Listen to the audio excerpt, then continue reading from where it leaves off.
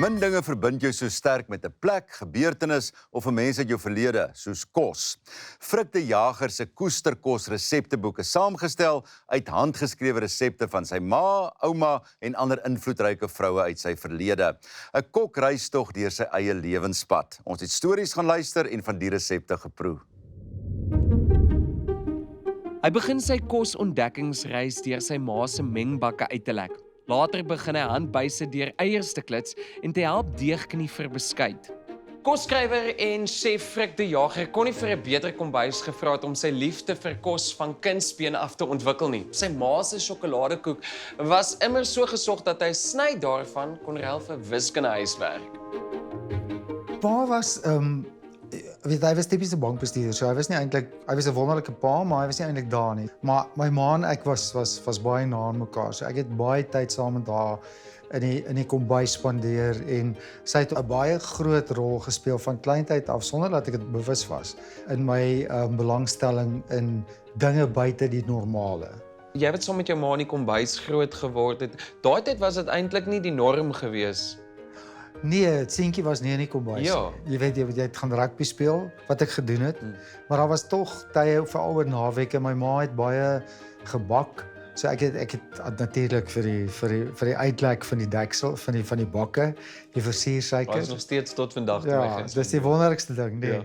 En so ek het belangstelling en ek was altyd nuuskierig. Na skool spits hy hom op regstudies toe, gevolg deur 2 jaar weermag waarna hy vir 6 jaar 'n leerwinkel in Pelgrimsrus bedryf. Hy betree die korporatiewe wêreld as mediese rep en ontvlug uiteindelik buiteland toe, toe die korporatiewe das hom na 8 jaar te erg begin knel. Tot die groot skok van my vriende en veral my familie het ek bedank en ek het my eiendomme verkoop wat ek in die Kaap gehad het en ek het 'n rugsak gepak.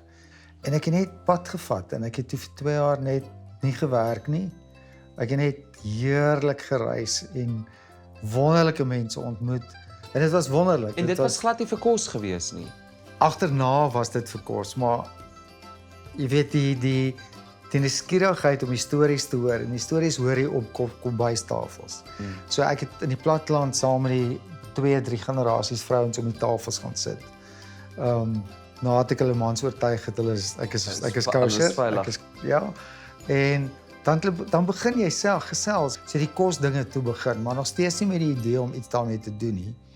Maar ek net besef kultuur van mense en die stories van mense gaan om 'n tafel. Het jy saam met hulle in die kombuis gekook? Ja, Het hulle geheime gedeel? hulle het geheime gedeel, hartsgeheime, kosgeheime. Is daar lande wat vir jou uitstaan? Huidiglik is dit Griekeland. In 2019 het ek 'n wonderlike dorpie ontdek op die eiland Lesbos met die naam van Molyvos. En daar kry ek baie kosstories nou. Die jajas, die oumas, hulle kom keer jou eers om te kyk of jy okay is om die resep te kry. Baie keer is dit met 'n tolk. Die enigste ding wat hulle vir jou sê is jy mag nie die resep vir hulle skoondogter gee nie of hulle buurvrou. En my Rory noem my altyd die tannie hoorsproor want ek kry dit reg dat die tannie my lekker Alles gesels met jou te deel. en 'n deel en dan sê ek ja, maar jou buurvrou tante Sofia maak dit so en sy sê nee en dan gee sy vir my die regte resep. En dan ek nou maar uit al daai dan maak jy nou jou eie resep want ek hou daarvan om die resep my eie ook te maak. Na vele reise deur Europa, Rusland as ook 16 Afrika lande, doen hy sy diploma kursus in hotel- en restaurantbestuur in Londen, as ook sy chefkursus. So hoe lank is jy toe nou in Londen voordat jy teruggekom het Suid-Afrika? Ek was in Londen vir 5 jaar, 5,5 jaar. So toe besluit jy kom terug Suid-Afrika toe, Rosendal van alle plekke. Destyds Chris van die kerk. Hy het 'n huis gehad in Rosendal. Ons het mekaar ons het in die 80's mekaar ontmoet. Toe ek terugkom, het Chris vir my gesê hy het 'n huis in Rosendal wat leeg staan want hy het te voltyds geskiet aan 7de Laan. Hoekom gaan bly ek nie in die huis tot ek besluit wat ek wil doen nie. En toe raak ek heeltemal verlief op die dorpie. En op daai stadium was daar letterlik 25 mense in die dorp. Ja. Daar was so 'n leë melkery in die dorpie. Ek het die boer gekontak en gesê ek wil hierdie plek by jou hier. En ek gaan 'n 4 tafel restaurantjie oopmaak. Vir wie weet ek nie, maar dis wat ek gaan doen. En toe die dorp het toe nog 'n handelshuis gehad. En daar's 2 girls wat die plek die eienaars was en hulle het my toe genader en gesê wil ek nie die plek hier by hulle nie. En toe ewe skielik het ek gegaan van 4 tafels na 120 sitplek restaurant en toe het dit net ontpop. Ewe skielik, ons het 'n teater begin in Roosendaal en eenmal 'n maand het teaterproduksie gehad. Dit was 6 jaar en ek het mure, ek het 'n kriebel gehad en ek voel daar's altyd 'n nuwe avontuur wat wag en toe het ek bietjie rondgereis en gedink wat volgende en toe die Weskus ontdek en toe 'n huis gekoop in Jacobsbaai en hom omskep in 'n gastehuis. En ek het daar gebly vir 10 jaar. Dis die plek wat ek die langste gebly het in my lewe. Maar ek het toe weer besluit, dis nou 10 jaar, ek het dit nou gedoen, ek raak nou 'n bietjie kriebelrig. En toe het ek besluit ek verlang na Roosendaal toe en ek het weer 'n restaurant begin in Roosendaal en toe het ek die langtafels begin daar. Ek het 'n tafel gebou wat 20 mense kon sit en ek het langtafelaande gehou en toe die stories begin vertel van Europese reise en Europese kos. En toe besluit jy Pretoria. Ja, ek het toe verlief geraak. Okay. Op die ouderdom van 64 getrou Ja. en besluit dis nou tyd om te trek.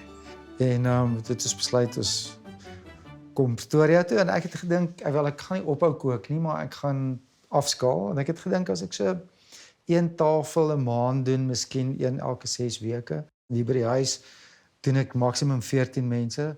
In die 5 jaar dat ons nou hier bly, is hier seker al 1200 mense deur die huis. Jo. Ek doen nou maklik 2 funksies 'n maand. En baie van die funksies is oop tafels wat jy 2 mense kom of 4 mense kom, 1 persoon kom en aan die einde van die 5-gang ete gaan hulle weg as vriende. Is daar ooit elemente van familie wat jy inbring of goedes wat jy iewers langs die pad opgetel het of gekry het? Ja, soos hierdie lamp wat in die middel van die tafel staan. Dis nou dat in my ouma Grootjie se huis gestaan. Dit het by my ouma al in die huis gestaan, toe by my ma en nou by my.